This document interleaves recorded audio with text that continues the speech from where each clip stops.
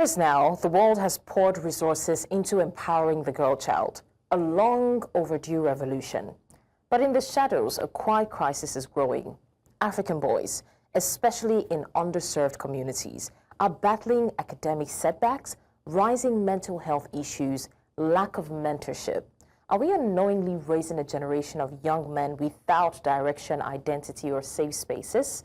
If our vision of equality only lifts one half, we have failed the mission entirely, because don't forget, when we try to create gender equality, we need both genders on board to actually achieve the equality that we're trying to create. In the meantime, we have a package that we would like to play to this regard, and when we come back, as always, it's not about to be a monologue, so we'll talk about it.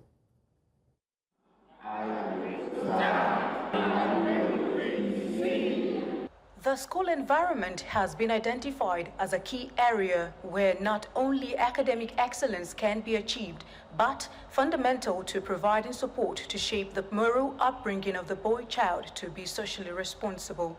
Other key support structures include the family and government, which can play special roles in championing the concerns and well-being of the boy child. If you're able to train them now, definitely they'll be a better person in the future.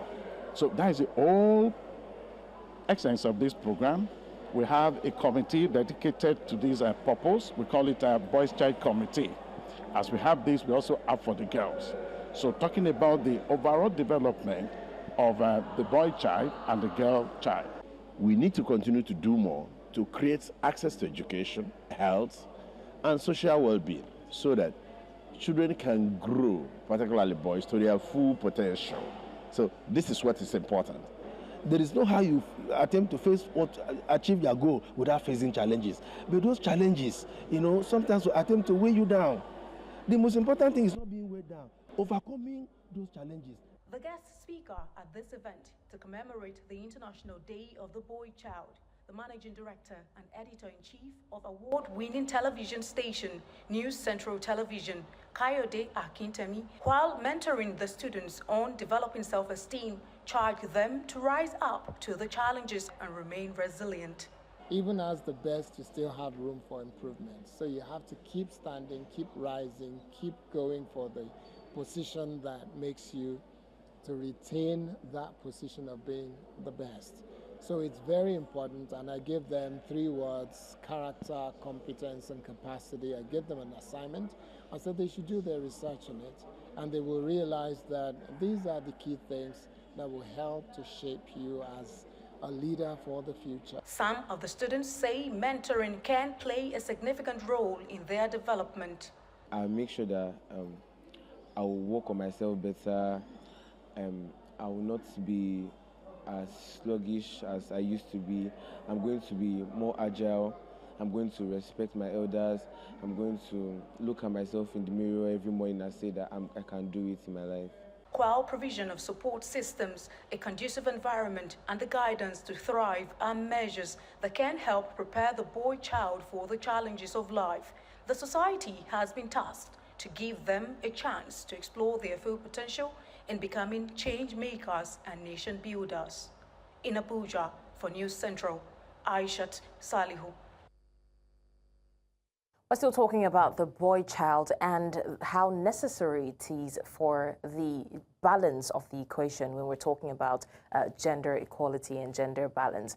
Now, to join me have this conversation, I have Sonic and Lamini, Executive Director, Kwakwa Indvoza, joining us from Eswatini. Sonic Lamini leads one of the few organizations on the continent that is dedicated to mentoring boys. And today, he will help us ask the vital questions. Are we doing enough for the other side of equality? Sonic, thank you so much for joining us. Sonic, can you confirm you can hear me, please? Yes, I can hear you loud and clear. All right. Okay, so let's dive right in. Why do you think that the struggles of young men in Africa are often invisible in, before we even talk about the bigger things like policy and media, let's talk about, in the society, we just see young men as though they're born to know what to do. Why is that? I think there's a an imbalance in the narrative on the boy child. First and foremost, because of the fact that African societies are patriarchal in nature, and issues around toxic masculinity, where the boy is always taught to be tough, not to cry, and not to show any signs of weakness. So we are always then seeing these challenges where, again, if you look at even the community programming is actually skewed towards supporting the girl child, leaving another most important puzzle, the boy child. So chances are, if you don't give them and empower them pretty early, then what are you expecting for future generations of a lot of men and future leaders in society? Okay, and who would you say has the responsibility to make the men more aware that they're humans and they have responsibilities, but at the same time, they're empathetic towards their needs? I think really it's everyone's. Parents, it starts with both parents raising their child, because before the child is exposed to the real world and outside world, it starts in the household, where already issues of desegregated duties in the household means that the boy is doing that and the girl is doing as separate things. And therefore, really, that those assumed privileges, or there's that false belief that all boys are naturally advantaged. And so, again, it gives us this false narrative where now boys are now suffering in silence, and society, as has been the case, they're saying it rewards boys for being strong and punishing them for showing vulnerability. It starts within the family. Both the mother and the father should play a meaningful role in raising a child. And then the community, as we have the saying, it takes a village to raise a child. That's an African proverb. It really requires that our communities, they have meaningful engagement of the boy child pretty early, from the time they start engaging with the wider society and community to the time they go to school, higher education institutions, and then to the world of work. We really need society to start bringing fair playing ground for both genders. The child who's a boy needs to be put alongside the child who is a girl, and giving them a good starting pretty on, and strong roots on issues of transformational gender norms, and looking at how best the boys, their needs are met, their challenges in society, and also aligning how the girls have been empowered to actually fight for their own needs, and they tackle the challenges they face as they grow up.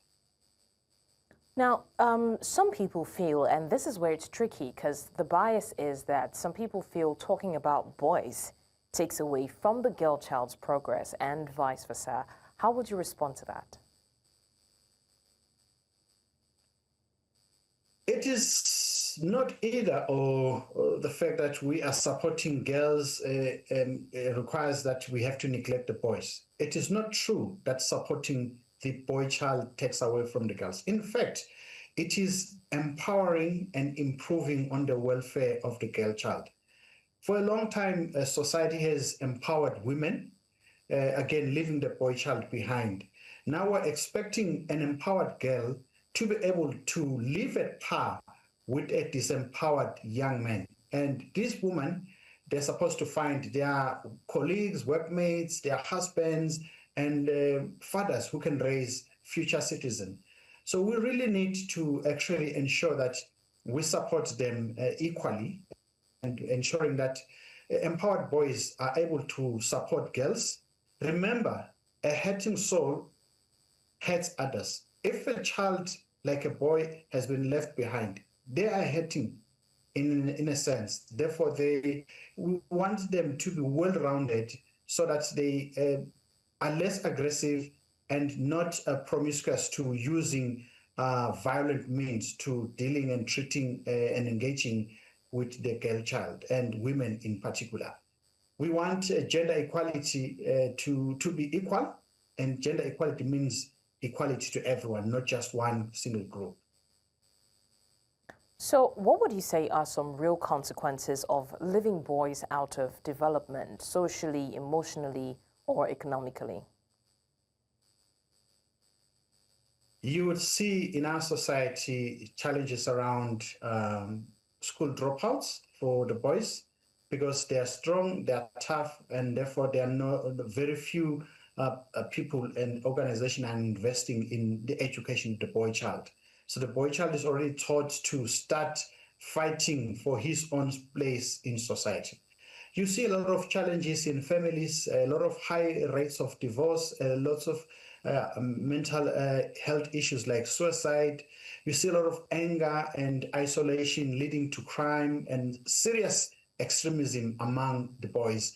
There is also higher rates of substance abuse and emotional distress. And then they're also unprepared for adulthood. And many a times they have to face with the consequences of raising their own boy child children. And so they really don't know what it is to be a man because no one has groomed them to be the man of tomorrow, as we call it in Wakainvotsas community engagement. We want men who can play a meaningful role alongside their mothers, who are transformed in their views, whose norms and values are supportive and resilient enough to be ensuring that women are protected, and they're also challenging those who are perpetrating violence towards women. So I've also heard people say things like, when you see someone who grew up without a father figure, you would know. What role does being without a father, maybe losing a father at a young age or having a poor male role model, play in shaping these outcomes? I think fatherlessness fuels confusion. So boys without strong male guidance and strong positive role models struggle to form their own identity. That's the first and foremost a role a father plays. He plays the role of, being an identity. So the role a father plays in a child's life cannot be understated. Fathers help build the foundations for their children's success, well-being, growth, and self-identity. And without them in the house or in the community, children suffer throughout their entire lives. And if you've noted, some they end up going to crimes, criminal activities. But for many reasons, some fathers actually do not even choose to be in the lives of their children. There's so many other issues. Migratory work that forces someone to move to a new location where they cannot be with their children. Wars, civil strife, and a lack of resources to start businesses where they can be able to support their own families. So we really have seen that not just in Eswatini, but across the rest of the world and Africa all over. You can see that father's absence has significant problems, which affects many boys and girls. And the worst part is that Africa is already struggling with a lot of other challenges that perhaps Europe and North America are not seeing as much. So we are seeing a lot of other challenges, so including someone losing a father through diseases, through acts of crime, through wars, and through self-inflicted harm. We want a society that has been groomed by a loving mother who treats their children with love, dignity, and respect. But at the same time, we want a present father who can cement the values of love, dignity, and respect. So your work with Kwaka and Vosa focuses on positive masculinity. What does positive masculinity actually look like in real life, in a world where we talk a lot about toxicity in masculinity? Positive masculinity means a changed mindset for society. And let me clarify, masculinity not only is it just about men, even the behavior of women is actually a sign of toxic masculinity. The expectation and the pressures placed upon men, these are some of the elements that are showing us that there is toxic masculinity. In positive masculinity, we want men who lead with care, not control, and boys who express feelings without fear, stigma, and discrimination. And we also want males who protect their own spaces, but also the spaces of women without using force and or violence, coercion, and many other acts that have no place in our time, if I to put it like this. So fathers who are present and not just providers, because a lot of the time African fathers, as much as they try to contribute, they have no time to play or engage with their children. If they say, I've provided clothes, the basics, food, and school fees, that's it. But there is no strong bond with the children they have. So we need leaders who build communities, not over dominance, but over influence and positive influence and inspiration. We need fathers who frown upon all forms of violence. We need fathers who do not exploit women, and fathers who see women as equal partners, and fathers who also afford, in political terms, roles to women in parliament, in other societies. I think you will notice that in Africa, for instance, we have what we call chiefdoms and small kingdoms, where a lot of the times the roles and certain roles are segregated and played by men, and women are left behind. We want a society where we ensure that everyone is given equal opportunity.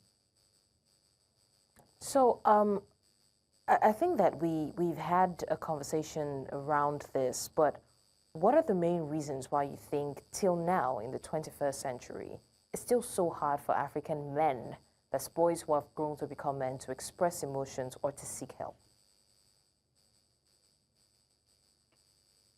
Patriarchy and notions of masculinity means a man must always man up. We have the man up culture where from a young age, boys are told that crying or sharing pain is weak. There's also the fear of shame or mockery, especially from among peers and other groups, where a man who shows signs of weakness and emotions is really frowned upon and lampooned, if I to put it like that. And we have in our culture and society no vocabulary for showing emotions. So boys are not taught how to name or handle their feelings in the first place. So the only way is to use violent means. There are no safe spaces for men to come and feel not pressurized and feel less stigmatized and feel welcome. You know, they often have no one to trust and to open up to. So those are some of the challenges why still the African boy and men really have not have a hard time expressing their emotions and seeking help. Seeking help is always a sign of weakness in our society. We need to start drilling down through media, through education system, through our community program and engagement, through preachings in church, that it is okay to be weak, it is okay to be emotional as a young person, and it is okay to go through, you know, certain moments in life where you feel helpless. All right, so would you say that schools are doing enough to catch early warning signs among boys? And if they're not, what would you say can be done about it? First and foremost, we need to acknowledge that schools and the education system in its entirety is a breeding ground for incubating think tanks, thoughts, and social leaders of the future.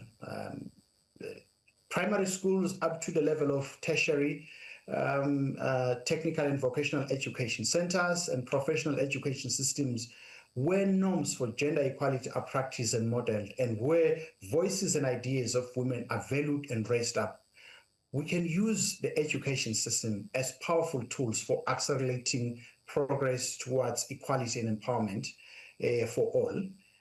For now, unfortunately, schools have often missed the signs, and many boys act out or shut down because they've got nowhere else, no guidance, and they always face discipline over support.